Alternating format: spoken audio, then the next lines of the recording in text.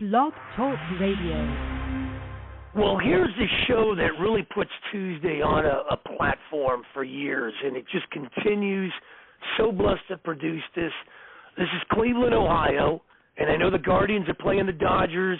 I know the Browns are getting ready for the season. I know the Cavaliers are going to come around, but, man, American sports history takes center stage, right on top of the Rock and Roll Hall of Fame. Hosted by a brother, a mentor, and a friend to me, Peter Ray. Over the years, I just love him tremendously. Yours truly, Mark Mancini, 2,500 miles to the west, not hanging on a palm tree in Los Angeles. 347-205-9631, if you happen to miss it, because I realize 30 goes by quick. Archive version. blogtalkradio.com/Mancini Sports podcast platforms, wherever you subscribe to podcasts, powered now by Mancini Media. So listen me more of him as I lay the red carpet down. I put the podium in its place. Hand over the mic, the threes, Peter. How are you? How can people get a hold of you? And you're bringing back another great guest that comes on the monthly visits to you. Yeah. Hi, Mark. I'm doing well. I have a YouTube channel. The channel name is my name, Peter J. REA. You're absolutely right. Tonight's guest, every 4 weeks, is the author of four tremendous sports books. Bench Bosses, the NHL's coaching elite in 2015. The Art of the Dealers, the NHL's greatest general managers 2017. Lords of the Gridiron, college football's greatest coaches 2019. And the book we're going to continue talking about tonight, Lords of the Gridiron 2, Pro Football's greatest coaches 2022. He's actually got two books coming out in 2026, Baseball's greatest managers and NBA's greatest coaches. What a pleasure, tremendous opportunity to having again on the show, Mr. Matthew DiBiase. Peter, Mark, it's great to be back again. It's always a privilege and an honor to be on your show. It's just I love it so much, and I'm always grateful that you have me on. Thank you from the bottom of my heart. Oh, well, thank you from the bottom of our hearts, because we get to delve into NFL history. You know, that's what this show is all about, history, and that's what we've been doing. We're up to you had 50 guys you picked as the greatest NFL coaches. We've done the first 23. Tonight, we'll start out, we'll do Blanton Collier and Sean Payton. So let's start off with Blanton Collier. What do you have to say about him, Matthew? I'll tell you this, for all you old Cleveland Browns fans, I mean, Blanton Collier, when I was writing this chapter, I'm amazed that Blanton Collier is not in the Pro Football Hall of Fame. I mean, the question is why? I mean, according to my calculations, he was the second best coach in the NFL after Vince Lombardi in the NFL, not counting the AFL, during the 1960s. Even though he did not coach during the entire decade, he was second only to Vince Lombardi. Another key point is that in terms of offense, you know which team had the greatest rushing offense during the 1960s? Do you think it was Vince Lombardi's Green Bay Packers? No. It was the Cleveland Browns, and for the most part coached by Blanton Collier, because he had Jim Brown in the last 3 seasons of Jim Brown's illustrious career, and he also had Leroy Kelly. I mean, you would think, Jim Brown retired after the 65 season. You would think that would be a devastating blow to a franchise. I mean, in my opinion, the greatest running back in NFL history. And yet Blanton Collier replaced him with Leroy Kelly, and the Cleveland Browns kept winning and kept gaining yards like nothing had changed. When he took over in 1963, the Cleveland Browns hadn't been in the playoffs since 1958, and hadn't been to an NFL championship game since '57. And yet, in his second season, '64, he takes them all the way to the NFL championship game and wins. He beats the Baltimore Colts 34-0, and to this day, that is the last NFL championship ever won by the Cleveland Browns. And in the following year, he takes them back again, even though, sadly, they lose to the Green Bay Packers. And then when the NFL divided up into 4 divisions, and they began divisional play, from 67 to 69, Cleveland Browns win 3 consecutive division titles. They twice beat the Dallas Cowboys, in 68 and 69. I mean, he was an absolutely brilliant coach. I mean, also, he not only was a great coach in his own right in terms of his players, but also developing other coaches. Don Shula got an early assistant coaching experience under Blanton Collier. Chuck Knox learned a lot about run blocking at the knee of Blanton Collier, which he later translated into his own brilliant NFL coaching career. He learned a lot of tricks about run blocking from Blanton Collier. I mean, he stated as such in his memoirs. Bill Arnsparger, who was Don Shula's defensive coordinator with Miami Dolphins, he coached under Blanton Collier. I mean, not only was he developing players, he was developing coaches too. Monty Clark, who was the offensive line coach for the Dolphins during their dynastic years under Shula, he played under Blanton Collier, and that's where he learned his run blocking techniques from, which he later helped apply for Larry Zonka and Jim Kick and Mercury Morris. And the problem is, why isn't Blanton Collier in the Hall of Fame? And I think there's several reasons. One, he never took the Cleveland Browns to the Super Bowl. In 68 and 69, he was one win away from earning a Super Bowl berth, but in both instances, in 68 and 69, he's totally blown out, first by the Baltimore Colts, who beat him 34-0 in the 68 NFL championship game, and then in the following year, they lose to the Minnesota Vikings 27-7 in the NFL championship game. I think that's one factor. Another factor is that Collier himself was literally the quiet man. He was such a shy, retiring gentleman, never tooted his own horn, and that's kind of fatal, because if you want Hall of Fame recognition, you've got to be able to either toot your own horn, or you have enough high connected players or coaches to toot your own horn, journalists who can toot your horn for you. And Collier was not like that. I mean, he was literally the invisible man by his own design. That was his nature, that shyness and all of that. And I think that cost him.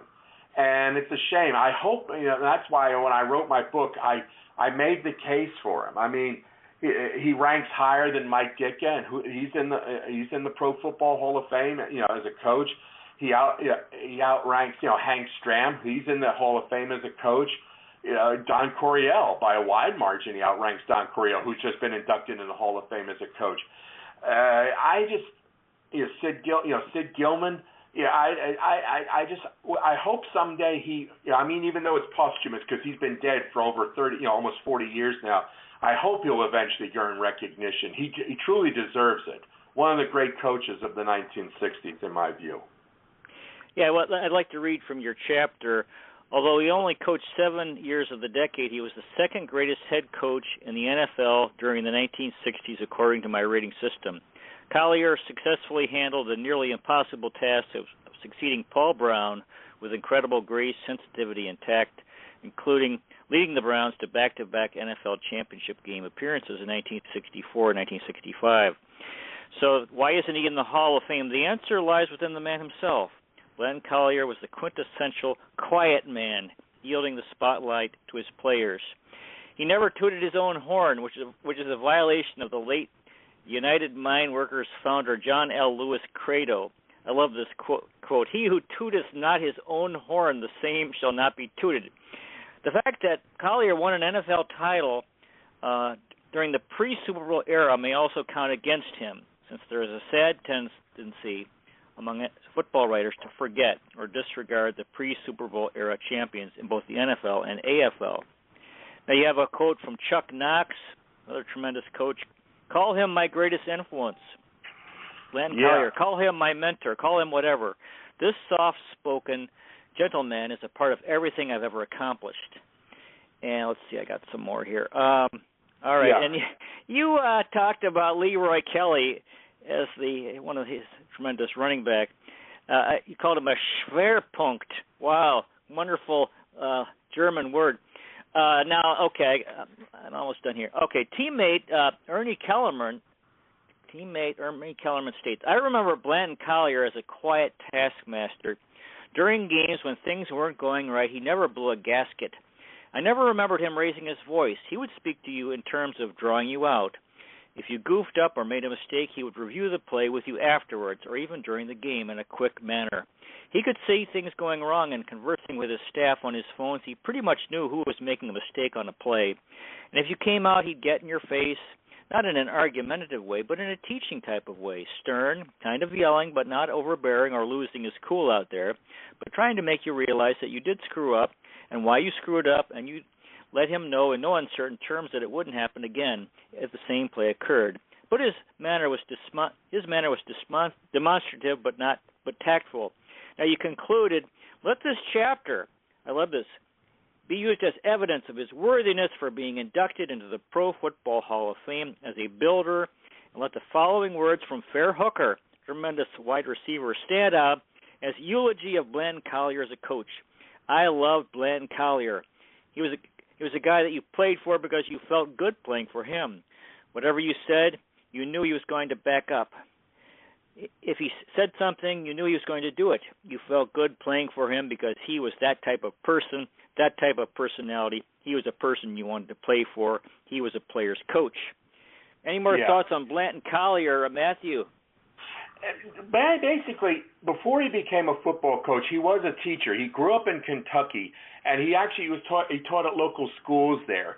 And then during World War II, he was working at Great Lakes Naval Training Station, and that's where he encountered Paul Brown. And he basically was learning football under Paul Brown, and Paul Brown liked him in return. And when Paul Brown created the Cleveland Browns, Blanton Collier worked with him as an assistant coach there until 1953. And he, again, absorbing Paul Brown's systems and all that. I mean, they were close friends. But as the years passed, there was like a divide between the two. Because in many ways, when Blanton Collier succeeded Paul Brown as head coach of the Browns, Paul Brown never forgave him for that. He never did. And that sense, that's kind of like a sad part about Brown. I mean, he resented the fact that Collier was his successor, and that led to a cooling in their relationship, because when Paul Brown later coached the Cincinnati Bengals and they were divisional rivals in the AFC with the Browns, Brown was very frosty with Collier there. I mean, it's that type of pettiness that kind of makes you wince.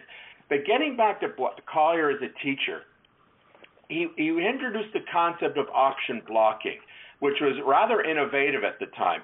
In the old days, when you were doing blocking patterns, you had to take your man in a certain way, but Collier thought, no, it didn't make sense.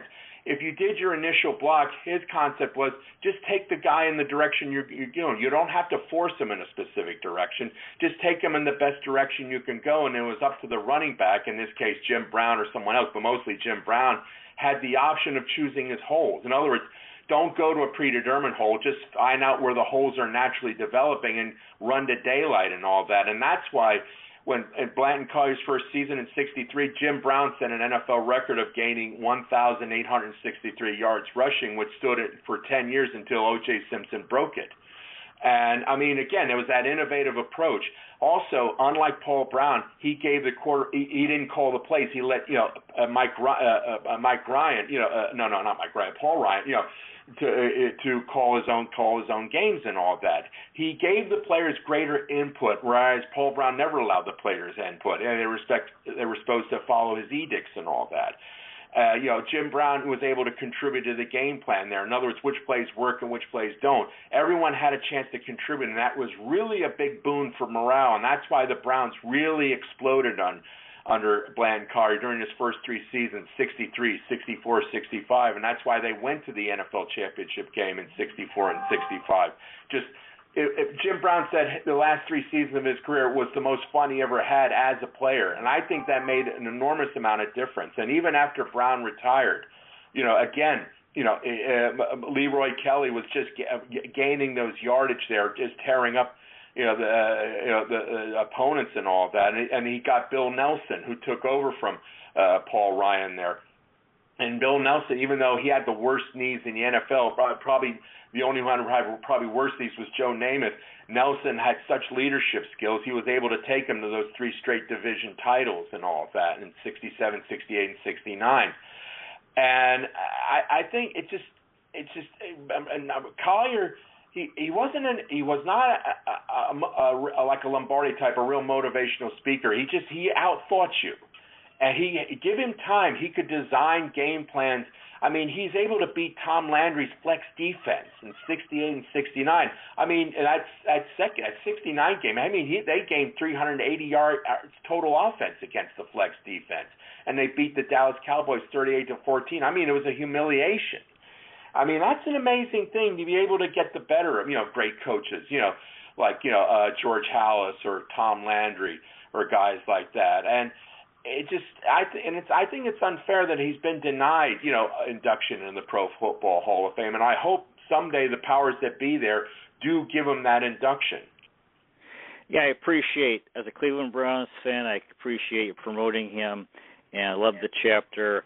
And, of course, these big names, Jim Brown, Leroy Kelly, Paul Brown, Don Shula, Chuck Knox, Frank Ryan, Paul Warfield, Gary Collins, Bill Nelson.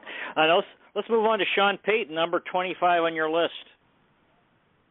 The man who finally made the New Orleans Saints winners and playoff contenders and Super Bowl champions. For so long, ever since they played their first game in '67, the Saints were literally, you could almost say, a boil on the buttocks of the NFL.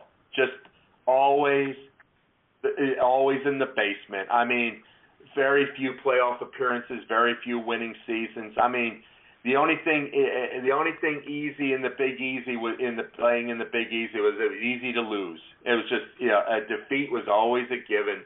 It was like a graveyard for great coaches. I mean, Hank Stram ended his NFL coaching career there, and actually he lost value, according to my rating system, because he coached there. Dick Nolan, who won 3 straight division titles with the 49ers, tried to coach there, and that's during those dark days when fans were wearing bags over their heads because they were just losing constantly. I mean, it was just Jim Mora came from the USFL and coached there. Actually got into the playoffs a few times, but he couldn't take them far, couldn't get them to the Super Bowl. I mean, it was a pathetic thing. And then finally, when they hired Sean Payton in 2006, this was in the aftermath of Hurricane Katrina. They were just beginning to play their games in the Superdome again. And literally it was a rebuilding project. I mean, not just the team, but the city as a whole. And just through his brilliance. I mean, Brian Carr was one of the greatest running coaches of all time. Sean Payton, to this day, is one of the greatest passing coaches of all time. I mean, right up there with Bill Walsh, Sid Gilman, and Don Coryell. I mean, probably the greatest passing coach of the 21st century. I mean, his innovations in passing, in the passing game were absolutely stupendous. And during the 2010s, New Orleans always had one of the best offenses and the greatest passing offense in the NFL there. I mean, he was born in California, and not exactly a really stupendous high school player, but even in high school, he was so smart. I mean, his high school coach would allow Sean input in preparing game plans, and he told him, don't work on your football IQ because that's really going to stand you in good stead and all that. And even then, he had the coaching bug in him. I mean, he was like a coach on the field. Now, he never played Division I college football. He played Division I AA, which is like the next rung down, and he was at Eastern Illinois, and actually he set a lot of records there. I mean, he was a very good, a fantastic quarterback there. And if I recall correctly, I mean, he set passing records. I think they still stand today, in terms of Eastern Illinois, football history there. And the thing is, though, he was Division I AA team. He wasn't really. I don't think he was drafted in the NFL, but he still got to play in the NFL anyway. Because in '87, when they had that strike, he was a scab player for the Chicago Bears. He was a scab. Yeah, he was one of the scabs there. And actually, he made a bit of an impression with Mike Ditka. And Sean Payton was always grateful for Ditka for giving him a chance, and he made a good impression. But his playing career ended, and he got straight into coaching. And he worked. He was coaching in college. He was working at San Diego State, Indiana State, Miami at Ohio, and Illinois, either coaching running backs or receivers or out serving as an offensive coordinator. He finally got his first NFL coaching gig in '97 when he was working as a quarterbacks coach for Ray Rhodes and John Gruden. So he's already part of that, that network exists because Gruden was part of that Mike Holmgren, Bill Walsh, coaching tree and all that. So he's getting those connections and all that, and people were noticing him. And then he moves on to the New York Giants, and he was he was quarterbacks coach for Jim Fossil when they had that Super Bowl appearance where they were blown out by the Baltimore Ravens. Yeah, he was the quarterbacks coach, and he got that great season out of Kerry Collins. But then the Giants kind of went south.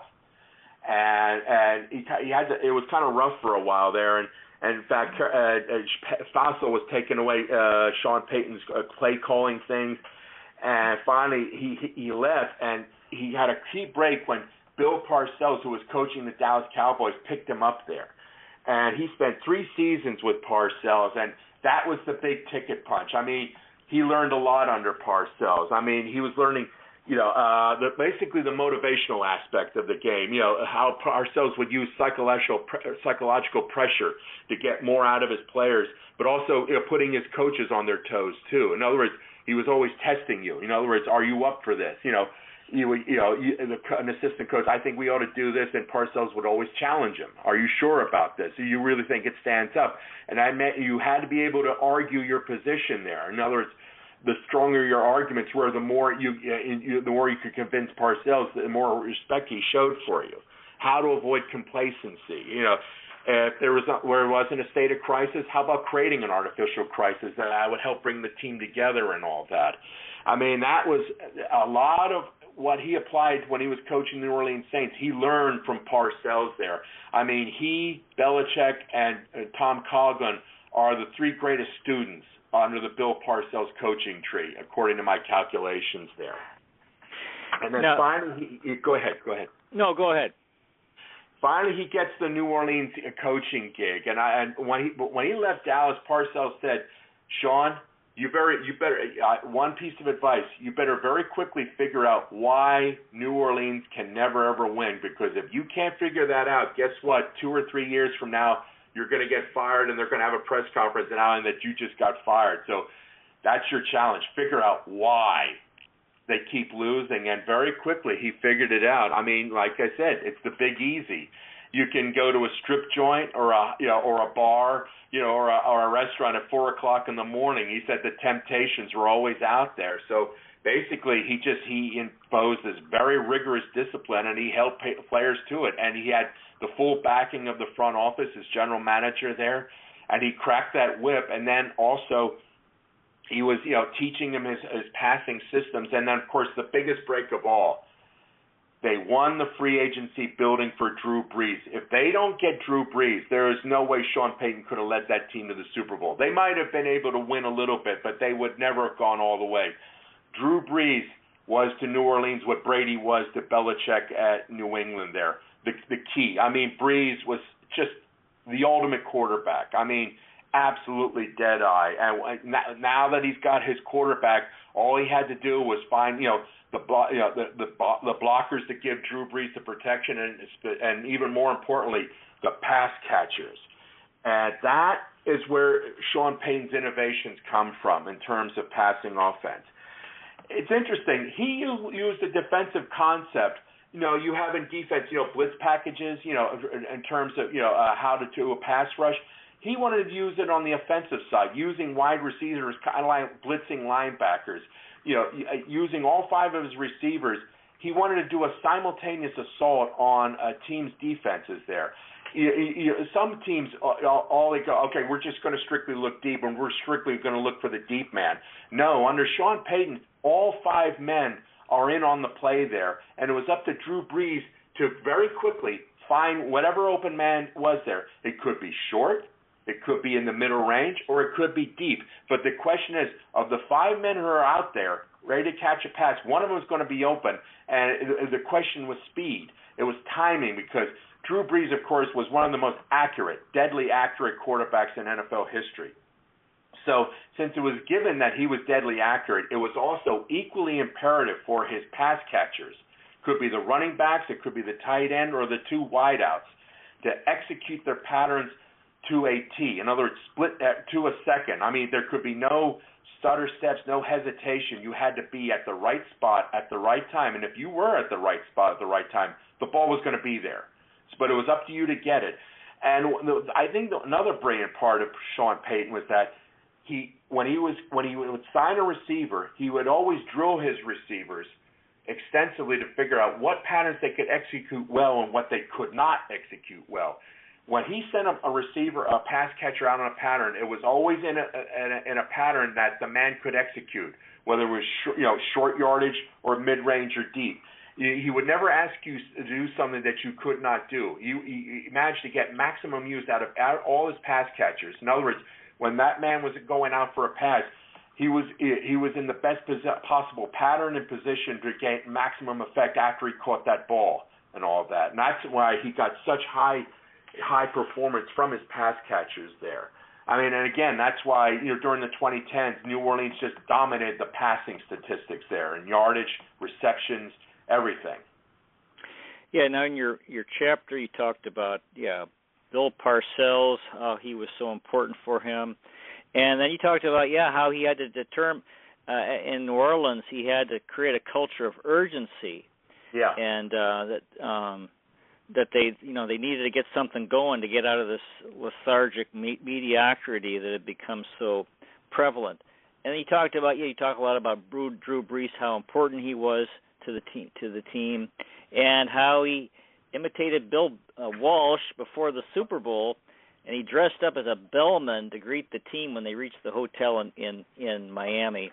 And then near the end, General Manager Mickey Loomis said, that if they didn't, without Sean Payton, they would not have won a Super Bowl. Now, we got 4 minutes left. We got some comments here. I appreciate the comments. There just isn't much time here. But anyway, I'll just throw them all at you, Matthew. Jerry from Napa, California, is interested in Jim and John Harbaugh. Denton from Shreveport, Louisiana. Well, we talked about Sean Payton. He says he's the best. Carl from Beaumont, Texas. Tony Dungy is interested in him. Big B from Jacksonville, Florida. Tom Coughlin. Lance from Pensacola, Florida. Sid Gilman and Dick LeBeau. And so any thoughts on any of those comments, Matthew? For the guy who mentioned Tony Dungy, we already discussed Tony Dungy many months ago. So go back through Peter Ray's archives, and you'll see our show on Tony Dungy there. We will be talking about Tom Coughlin in about 2-3 months from now, because he's coming up, down the road here. Not next show, but I think maybe like 2-3 months from now, we'll be talking about Tom Coughlin. So just be patient. He'll come up. We'll be discussing him for sure. Let's see. Who else was mentioned there? I forget. Sid Gilman. We'll be talking about Sid Gilman, but he's way down the road. I mean, he's like in the 40s there, so we still got to. We'll talk about him probably next year. Okay, probably next year since we go every 4 weeks and all that. But be patient. We'll talk about Sid Gilman absolutely, positively. Yeah, you got Tony Dungy. Just looking at the list here. Let's see. Tony Dungy is number 13, and. Let's see, you've got Tom Coughlin, 29. Any other, how about Jim and John Harbaugh? Well, Jim Harbaugh, not with the pros because he didn't play long enough to re-rate in my system, but John, it definitely will be featured. He's in the low 30s. So I think sometime next year we'll be talking about John Harbaugh. We'll be talking about John Harbaugh before we talk about Sid Gilman. Okay, but definitely we'll be talking about John Harbaugh, absolutely, positively. So just stay tuned and be patient, okay? Dick LeBeau. Well, he not as a head coach in the NFL. I mean, he was a brilliant defensive coordinator, but as a head coach, no, he did not rank among my top 50. Okay, as a head coach. Where is Dick Vermeil? Not in the top 50. Remember, I think we talked about it. I had him like 58th or something like that because people forget. He had some lean years with the Eagles and lean years with the Rams and the Chiefs. If he had stayed with the Rams instead of retiring after he won that Super Bowl and gotten the same results as Mike Martz, he definitely would have ranked among the top 50 and would have been discussed in my book. He later said that was a big mistake leaving Los Angeles. He's right. That was a big mistake. He should have stayed. Our guest has been Matthew DiBiase. DiBiase, we've been talking about his wonderful book, Lords of the Gridiron, 2 Pro Football's Greatest Coaches, which came out in 2022. Matthew, do you have any final words tonight for our audience? Yeah, it's great being on this show, and I'm working on my latest book about the 50 greatest baseball managers of all time. That will come out in April 2026, and also in October 2026. I'll be revealing the top 50 NBA head coaches of all time. So just hang in there, sports fans, and 3 years down the road, you'll be getting new product out of me. Well, thanks again, Matthew, for a wonderful stroll through NFL history. Tremendous. Thank you, Peter, and God bless you. God bless you. Next week, we're going to have the starting center fielder and leadoff hitter from the coolest MLB team of all time for the 28th time, Mr. Bill North. In 2 weeks, we will have Kip Gross, who played pro baseball from 1990 to 2000 in MLB and in Japan. And let's see, what did I say? In 2 weeks, yeah. So anyway, everything's good. Dear listener, may the road rise to meet you. Oh, I forgot. Now, in 4 weeks from tonight, let's see, 4 weeks from tonight, September 19th, we're going to, with Matthew DiBiase, we'll talk about Greasy Neal, Philadelphia Eagles in the 1940s, and Marty Schottenheimer with the Browns, Chiefs, Redskins, and Chargers from 1984 to 2006. Yes. Dear listener, may the road rise to meet you. May the wind be at your back. May the sun shine warm upon your face and rains fall soft upon your fields. And until we meet again, may God hold you in the palm of his hand. Good night, everybody. Thanks again so much, Mr. Matthew DiBiase. Thank you, Peter. Thank you, Mark. God bless you all. God bless you. Right.